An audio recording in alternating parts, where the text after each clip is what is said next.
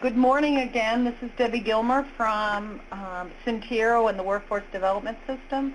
I'm joined here in Augusta with Julia Mason, Lisa Sturdivant, Letitia Hutman, Frank Egan, and Christina Hardy. It's my pleasure to welcome you to the third webinar of this year, Self-Employment, presented by my dear friend Doug Crandell. I'd like to before I introduce Doug, I'd like to ask for a show of hands. Do folks remember how to raise their hands? There's the little person up there on your toolbar. Raise your hands if you've ever played euchre. How do I get into this? You're in it. Please mute your phone.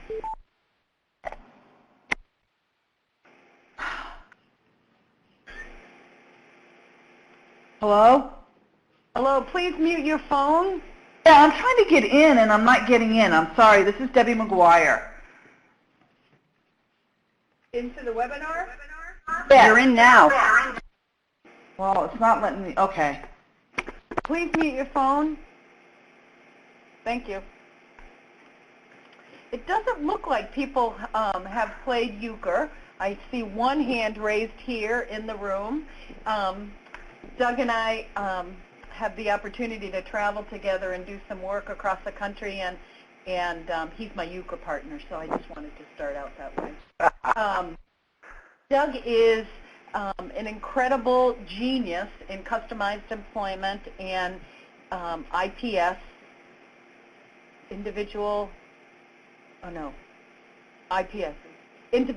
placement and support on the mental health side. He works for Griffin-Hammis Associates. He works at the Institute on Human Development and Disability at the University of Georgia, and he works as a subject matter expert for the Office of Disability Employment Policy, and he is Maine's Vision Quest facilitator in our work on mental health and employment. Welcome, Doug. Take it away. Oh, thank you so much, Debbie. What a wonderful introduction. And it's a pleasure both to be Debbie's euchre partner when we travel and to be with you all. It does not take much to be a Vision Quest coordinator for the state of Maine with Letitia and Lisa and Debbie and all the other good folks.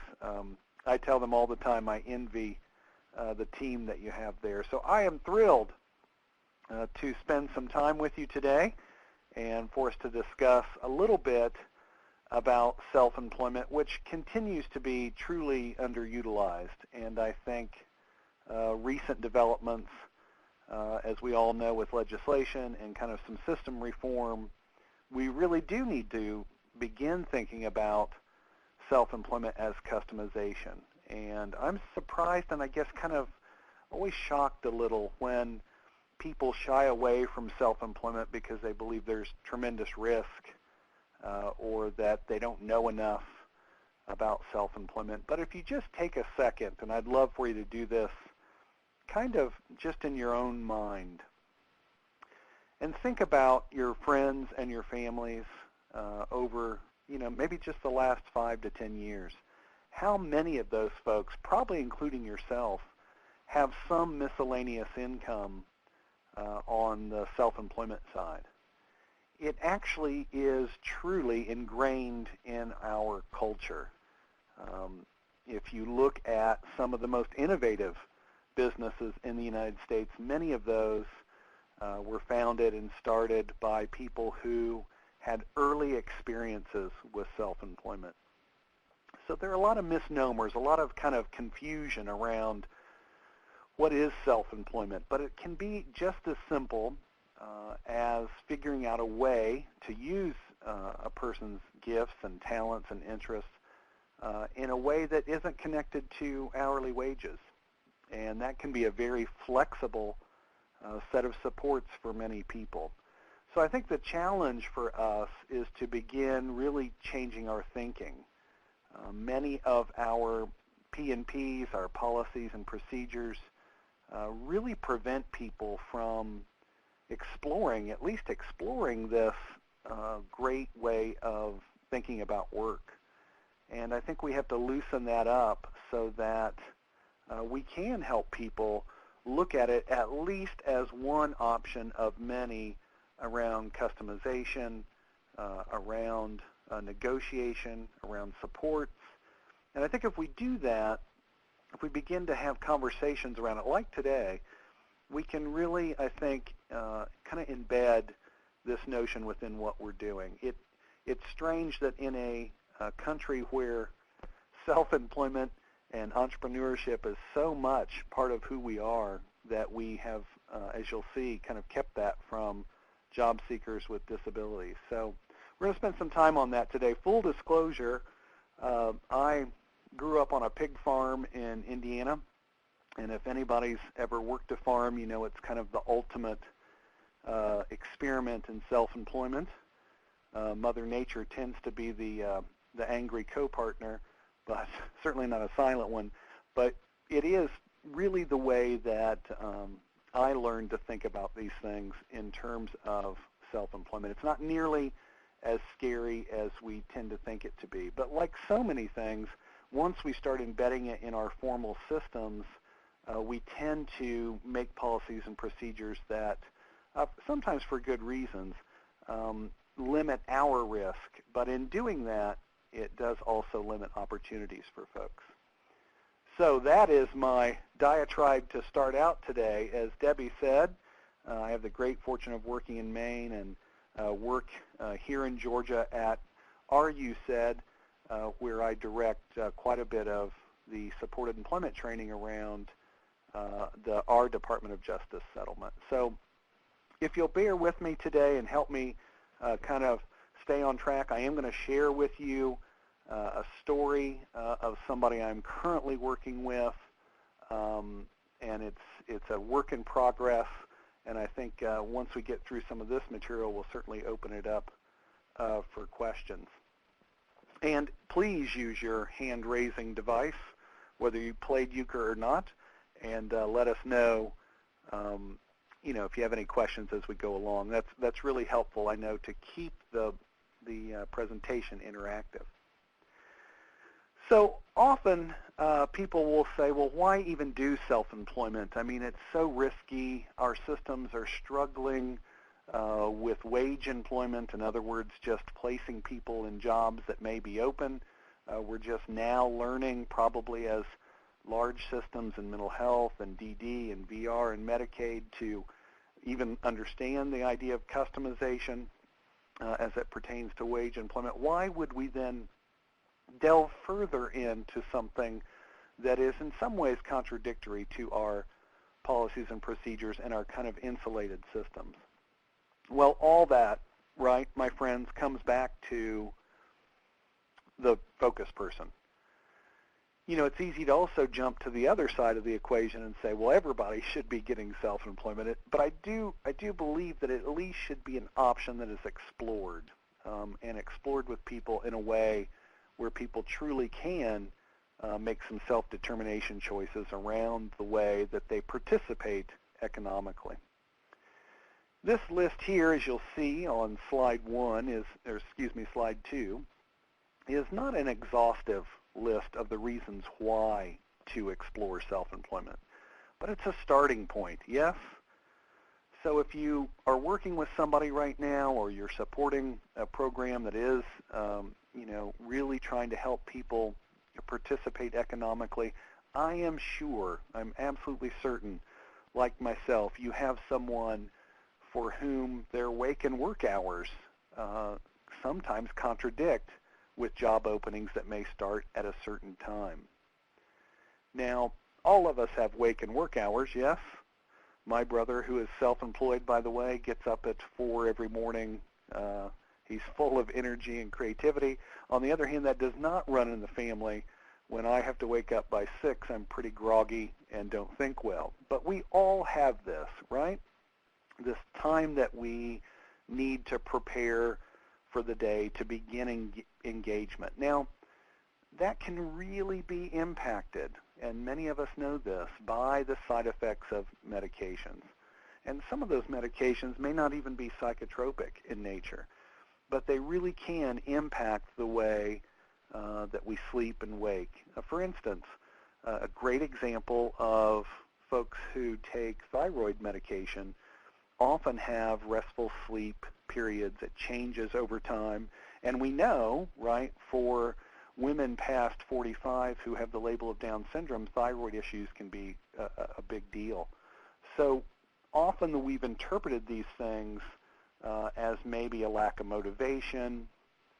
We may place somebody on a wage job and not be aware of their medication and really attribute their lack of engagement to their desire to work or their interest or awareness in work. And I think that does a great disservice to people. I don't think any of us would want to be judged on how we are in the morning or even into early afternoon, particularly when we don't have the full picture. So certainly wake and work hours, medication effects, those things are really tied together. And certainly in person-centered career planning, we need to have a thorough understanding of that interplay as we are trying to craft a discovery profile for someone. I've worked with several folks who actually have great customer service, and what I mean by that is not a customer service job so much, but just the way they typically interact with anyone, whether they're the customer themselves or they are providing some service or product and there's a customer service interaction. In self-employment, we can time some of those. We can really time some of those. I had the great fortune of working with a guy who started a business and ended up being the number 4 Lexmark repairer in the Southeast. And his customer service interactions were really poor from about 9 a.m. to about 11:30. But in the afternoon, he was a completely different person. His patience was much more evident with people on the phone. And so it was a simple way of identifying that, not as a behavioral issue or somehow part and parcel of the disability, but that it really was something he needed a support on. A pretty easy fix to make sure that the customer interactions were happening in the afternoon. So the timing of those things is really important. I don't know about you all, but I definitely have some performance peaks and valleys throughout my day, and actually throughout the week. That is a very normal human process as well. And if you think about it, we all kind of customize that performance peaks and valleys when we work in an office setting or somewhere else. You really do, we'll have these discussions about, I've got to eat by a certain time, or, I'm not going to be feeling good. So these peaks and valleys are very normal. For some people, they're exaggerated, yes? And so that self-employment as customization can really add to kind of the infrastructure, the support beams, if you will, of those peaks and valleys. And where someone is truly at their best may not be from 8 to noon or noon to 4. It may be someplace else there.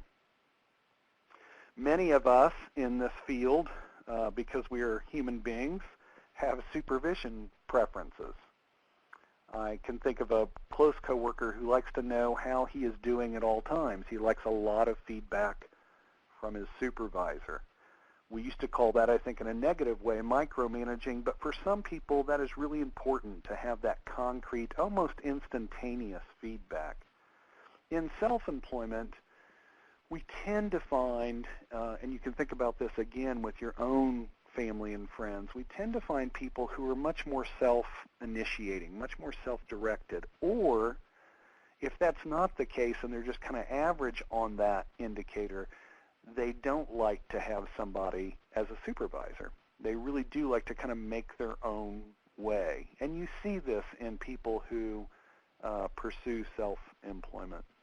And I think that's an important support to think about. I can't tell you how many folks I've been referred to who've got supported employment as part of their plan, and I start reading their chart, and I see that they've lost a job 3 or 4 times, and kind of blaming the person for they wouldn't take supervision, when if we think about these things up front as part of person-centered career planning, then we can see that either we need to do a much better job in matching someone to a supervisor, or again to have the option to say maybe this support could be better addressed with some form and some configuration of self-employment. And lastly, I think most of us know that self-employment has some significant economic benefits in terms of the way that it impacts public benefits. And so there are ways to develop assets to not have to worry about the resource limit when we look at self-employment as part of someone's individualized career plan. Again, this list, my friends, is not exhaustive. We could probably list another 6. You're probably thinking of some yourself about why this might make sense for a particular person, but certainly somebody with a disability. On slide 3, you'll see what I was speaking about earlier, in which we all are, seems like, continually talking about in WIOA, in the Workforce Innovations and Opportunity Act. Self-employment gets a little push, right? It does get included as part of competitive integrated employment. It is typically and remains so underutilized across disabilities, again, across mental health and DD and certainly physical disabilities and autism. So self-employment within the Act is referenced 10 times. Someone told me I have that wrong. It's actually mentioned 13 times. We'll see. But it does include citations around telecommuting for folks with disabilities as it links to customization. It also, and I find this pretty interesting, and if anybody on the call has more information on this, we'd love to hear from you. I think this is one of those things that will continue to get fleshed out, but that providers and organizations can get technical assistance around trying to figure out how we embed self-employment as a true option for someone. Everything from, the macro systems of maybe a state VR agency to how do providers hire and support people who might have some real knowledge around self-employment as customization. What we do know over the last decade in the work with the Office of Disability Employment Policy is that we can't hire staff who purely have only entrepreneurship as a background, because it tends to be like when we used to hire salespeople to do job development. There needs to be a mixture of both kind of some business acumen, some understanding of how self-employment might work, along with this idea of being truly person-centered and understanding supports as part of what a person needs to be successful. Again, under WIOA, self-employment is truly connected, embedded to customized employment. This is not new for most of us in terms of how we've thought about customization, but all too often we think of customized employment only as wage employment, and self-employment kind of gets shuttled over to the other side, when the truth is, for those of you who are doing person-centered career planning, maybe doing Discovering Personal Genius, the process that Griffin-Hammis uses to truly understand the ideal conditions of employment, those things come out in that phase, not in a phase that might be connected to our policies and procedures.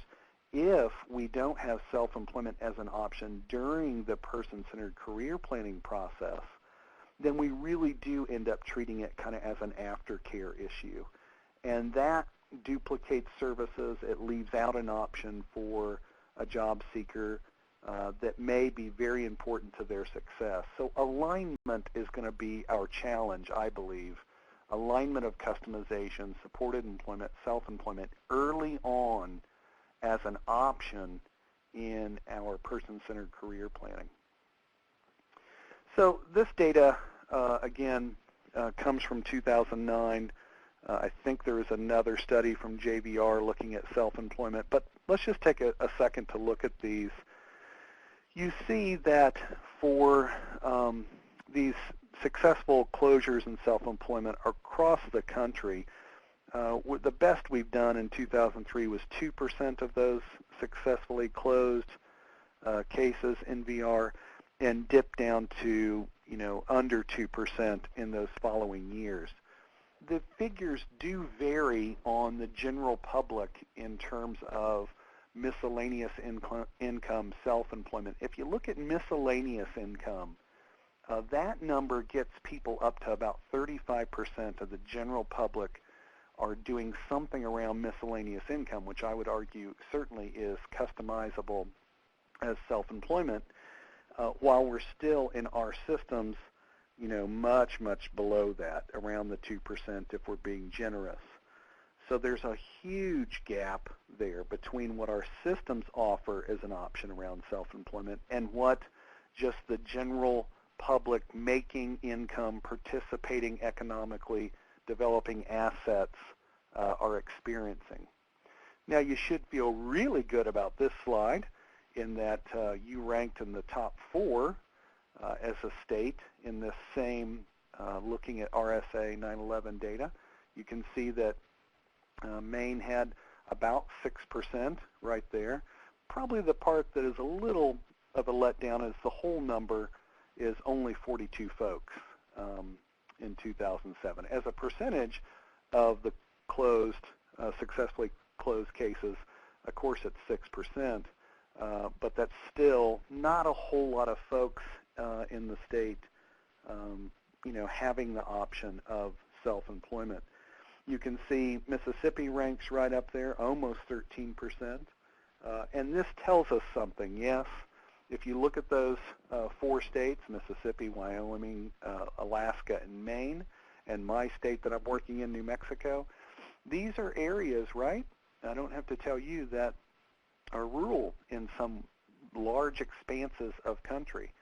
And so that is one of those kind of customizable pieces. I don't know how many of you have either supported staff or done job development yourself, and I'm always suspicious of this statement, but I have seen it certainly where I've worked, where someone says there just aren't any employers here. There just aren't any jobs. I think we have to explore that, but many times in rural areas, those opportunities are reduced. So certainly it is no mistake in this data that you see those top 5 really being part of those rural areas. So let's keep going here. Let's keep looking at this a little bit. So this gets to what I was talking about a little earlier around the timing. We tend to think about self-employment as an option way too late. But if we're exploring these ideal conditions of employment, yes, if we're really trying to understand who this person is in a discovery process, that's when we also have to have that option on the table. But that does not mean that that's the one that we would rush to. If we believe that we are doing customization around employment, including self-employment, as part of a team, both interdisciplinary and including natural supports, then certainly self-employment needs to be timed, connected to, stuck to, if you will, the time that we're exploring these ideal conditions of employment. So if you think of self-employment a little broader than somebody starting a business, and I think that's what gets us in trouble in terms of risk and fear. Many people, when they hear self-employment, they jump to small business, which is obviously not the same thing. Self-employment, microenterprise are interchangeable, but certainly not the phrase small business. So when we're considering self-employment, we can think of contractual work. We can think of telecommuting. We can think of home office space as best practice approaches to supporting someone's ideal conditions of employment. The other thing that's real interesting, and I'm looking forward to some of this data, is that there's a push to figure out how many folks are actually doing some wage employment along with some self-employment and customization. And I know anecdotally in my own work, that tends to be something that I like to help support around the ideal conditions of employment, that we can take someone's strengths and interest and skills, yes, and look at that in wage employment as customization, and the natural outgrowth of that is where might someone do that purely on contractual work or self-employment work. So it does work best, as I've said, when we have a great team. If you want it to fail, have just an employment specialist and just a job seeker involved, and we will run each of those people into the ground because it just doesn't work that way. Again, think about your own family and friends. If there's self-employment involved, someone's doing the books, someone is helping with outreach. I have a friend who has a successful self-employment initiative, and he does not like going to the typical Rotary Club or the Chamber of Commerce, and his lovely wife does that portion of the business. So this happens around us too. The active team surrounding the person has to be made up of natural supports as well. I'm just starting to get to know a person here in Georgia who is real interested in self-employment, and it's not a big surprise because both her father and her mother are self-employed, and they have been for over 25 years. I know in that situation we're going to have some true understanding within the family about what it takes. So if you look at our current systems, many times if you look at policies and procedures, it says that somebody should write the business plan on their own, be able to do accounting on their own, be able to do marketing, file their taxes at the end of the year. And I just don't know anybody in my family and friends who does that all on their own. However, because we are seeking funding for these options, we do have to have an active team that delineates, yes, really kind of profiles who on the team is going to do what. And that is so important in the person-centered career plan, that there's some feasibility done, that there's some understanding not of micro and macroeconomics, which I certainly didn't do well in college. And by the way, not many entrepreneurs do either. But there really should be some understanding of how do we see if this notion around self-employment is going to work. In other words, is there a feasibility plan connected to that active team of paid and non-paid folks who are going to be able to test that process out? And most of the time that is as simple as selling a few things or providing a few services, looking at the data and seeing if that can be expounded upon. If it cannot, there might be some reasons why that we have to tweak, or it could be that that may not be the best self-employment idea ever. One thing to remember is that we cannot look at self-employment as an option simply because someone says the person doesn't like people. I actually have never met anyone who doesn't like people. I've met plenty of people who only like certain kinds of people, certain types of people, but the point being that we can't try to remedy personality traits with self-employment. That's not the goal here. Obviously the goal is economic participation, self-sufficiency, building supports around someone so that they can participate in their communities by making money and providing something that is useful. But simply saying they don't like people, they're grouchy, therefore they should just be at home doing a business is not enough for us to get from ideal conditions of employment in the discovery phase to implementation of self-employment as we move forward. Okay, my friends, quite a bit of support around him, but it is his. Let me take a breath here. And these last 7 slides I won't spend much time on, but I want you to understand that this is a new presentation. So say to yourself, this is a new presentation. You should also be asking yourself, how's the team in supporting Leo around self-employment going to ensure that the elementary school students are there? So I'll ask you this question. Answer it in your head. Do elementary school students drive on their own? No, most do not. So what we're trying to do with this presentation is we go back to our team, our vice principal and our 5th grade teacher in the community and say, who's the audience? And the first thing they said is, these are social studies teachers that you're going to be talking to. So this presentation, as I mentioned, this is a work in progress. So when I return to New Mexico next month, we will be presenting this to social studies teachers and vice principals. What is so helpful in this situation is the vice principal that's on Leo's team and the 5th grade teacher who's on his team provide all the kind of language and wording that we need to put in here, right? Character Counts is a big initiative by the McKinley school system.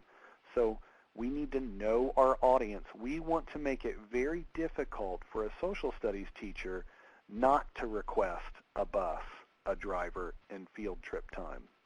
So we call this a joint project between the Gallup Cultural Center and what Leo calls his self-employment, Abuelo's Music. We want to answer what it is for a 4th, 5th, 6th grade teacher, that it's free to learn firsthand about the lived experience of disability. Leo is going to provide these kind of interactive sessions with elementary school students. He will use a PowerPoint to kind of show where he used to live, which was much more institutional, what his life is like now. He will be incorporating diversity and disability. There's something in the school systems there called the 6 pillars of character counts, and we're putting this in their language. There's also, obviously, a large focus within the lesson plans for history in New Mexico. Maybe not disability history, but we can add that. The 5th grade teacher can see why he or she is requesting field trip time and resources, because it connects to some of their lesson plans. This answers the question about how it works, that it's going to be multimedia, that students will be encouraged to share their own stories around diversity and disability, that they'll participate by playing instruments to celebrate diversity, that the presentation takes about an hour and includes a 10-minute tour of the Storyteller Museum that will be led by Leo. And why? The slide of why. Well, these again are the pressures, if you will, the things that teachers in that school system need to be paying attention to, everything from the Character Counts initiative to anti-bullying initiatives as well. So this answers why would you do this. We want them to be able to say, why would we not do this? This sounds like a great way for students to learn. There's a photo there on slide 24 of the Gallup Cultural Center. You can see that it has a cinema, a ceremonial gallery, storyteller museum, and also has a nice little cafe that's really nice. In these last couple minutes, I just want to talk about how we might pilot just considering the option. I'm not even really talking about providing it directly, but we have to start someplace to get that 2% at least closer to the general public of 30%. We need to be able to dispel those myths of self-employment, to train the basics of that. Many, many times that looks like what we just went over, a real case situation that you probably have in your own work as well, that it has to be part of the discovery process. I help folks, and we did with Leo, in that discovery process, think about feasibility as part of discovery, not something that gets considered later on, that is an afterthought. If you are kind of in mental health and thinking about this, certainly peer staff can be really activated around including this as an option. Family members or advocates on the IDDD side can really be kind of utilized, particularly families like the one I mentioned earlier that I'm starting to work with here, where they're really coming from a self-employment background in their family. People do get excited about this idea of self-employment, and that's great. It's always great to see excitement in our field, Yes, but it really does have to have a solid team around it. Good ideas are just not enough to really make this happen for somebody. We have non-paid and paid team members in Leo's Circle of Support. If we didn't have those, for instance, if we didn't have the vice principal and didn't have the 5th grade teacher, we would never be able to connect the message in that second presentation to the social studies teachers to be able to make sure that the students are showing up there for Leo to work with. Finally, and I'm not an expert on this, there are plenty that are, it is a great way to build assets that has some true benefits that are not offered when wages are considered, part of salary or wages in an hourly job. So there are great benefits to self-employment that we should really think about and train around. Here are just some resources and some next steps. I would look at the language of WIOA and look at self-employment and how it's referenced. ODEP has some wonderful resources, as you'll see there on the slide, around self-employment. SCORE is a great kind of group to partner with, and they are a national organization of retired executives.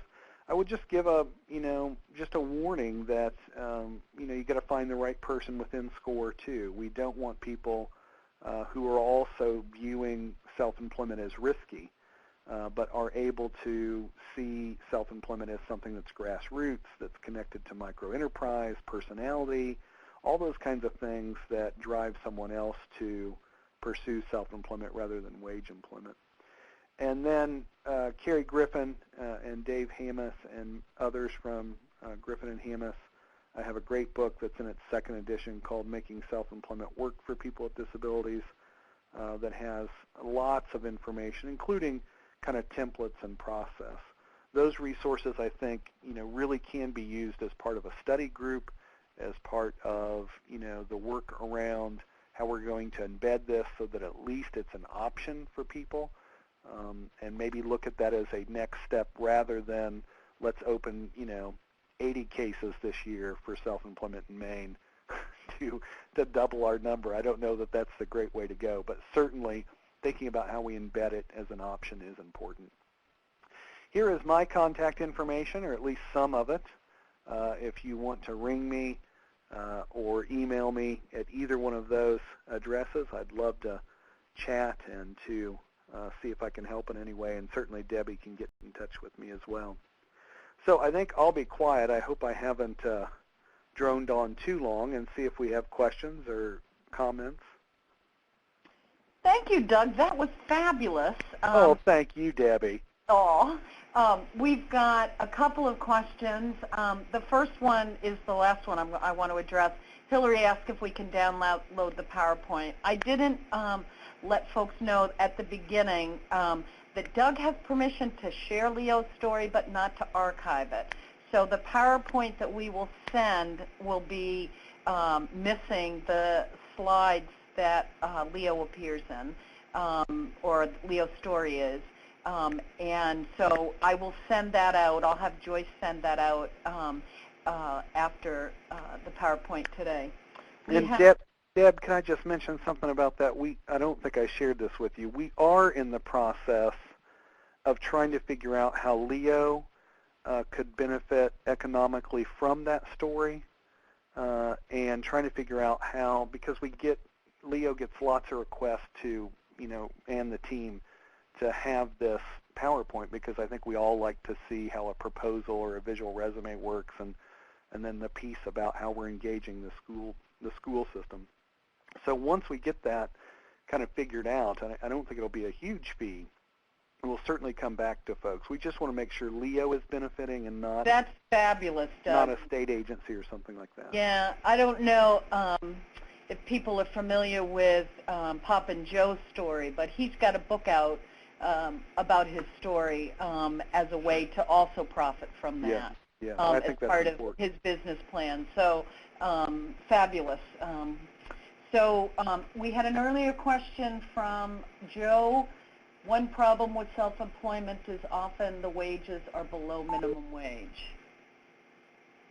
Well, that's true, and I think that's where feasibility is so important. And I think when you are simply selling a product, that's where we tend to see people struggle with, building economic participation. In Leo's situation, we knew that would be the case with simply selling the novelty musical items. That's why we had to help connect. And I think this is important. It's something I've learned over the last 5 years, that the more diverse, and you'll certainly read about this in entrepreneurship, the more diverse the product or service, the greater chance you have of, really making an income. So he has both a service, yes, a service with the students, and a product that he's selling. So those two things combined, I think, reduce that risk. And I think it's important that we don't jump whole hog into self-employment and say any idea is good. That's why that feasibility piece is so important for the team. Great point. Thanks, Doug. We have a question from Lynn about Avon or Jamberry nails being considered self-employment. I think so. I certainly have experience with helping a woman here in Georgia with Avon. It's real important to understand that business, right? You have to spend time with somebody who is an Avon rep who can kind of give you the ins and outs. Don't know about Jamberry, don't know much about nails, but I think any of those businesses are feasible if you're considering that in the discovery phase. And so I would want to be able to see, okay, how's the team going to support a person testing out if they can make a income that's viable from either of those or some others. I guess I would just say barring any kind of pyramid scheme, right? We don't want to get into that. Yep, thanks. Are there other questions? I don't see any other questions in the chat box. Doug, this has been fabulous. And we're awful thrilled that you're going to be able to continue to work with us. For folks in the audience, we've just been notified that our Office of Disability Employment Policy, ODEP, Technical Assistance Plan was accepted by ODEP. So Doug will be returning to Maine. We'll also be doing regional communities of practice around discovering personal genius. Corey Smith and Nancy Brooks Lane will be working in Maine in 5 regions to do that community practice. We'll have more information out about that in the next month or so. I wanted to give a couple of quick updates. There will be no December 9th webinar. I'll be in Washington at an ODEP meeting, actually. So we'll resume in January, and we'll get that information out. December 11th, Dating Support with with David Hoff, sorry. DPG, January 27th and 28th with Julie McComas. Our ACRE training in March with Beth Keaton is getting full. I bet it's already half full. So if you need the ACRE certification, that I would hurry up and get registered for that. That's what I have. I see another question maybe. How do we reconcile the policy that the individual will own and will operate and own 51% of the business with support? Deborah, is that a state requirement?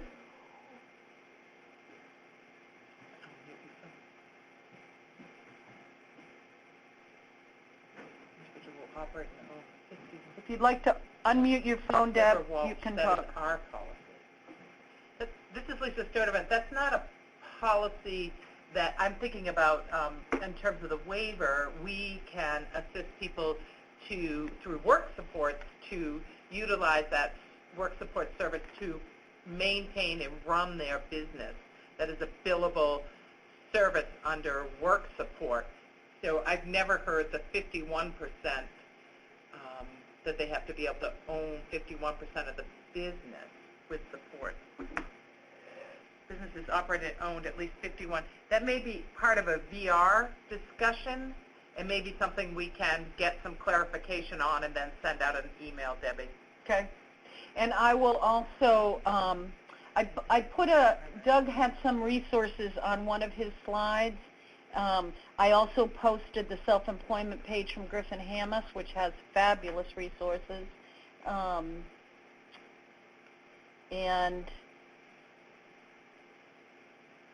Joyce will be sending out the evaluation link following the webinar. You probably, if you have your email open, may have already received it. We're out of time. Again, I want to thank Doug. Fabulous. Thanks for joining us. Thank you all. Thank you. We'll talk to you soon. Thanks very much. Bye-bye, everyone. Thanks, Doug. Thank you. The leader has disconnected. The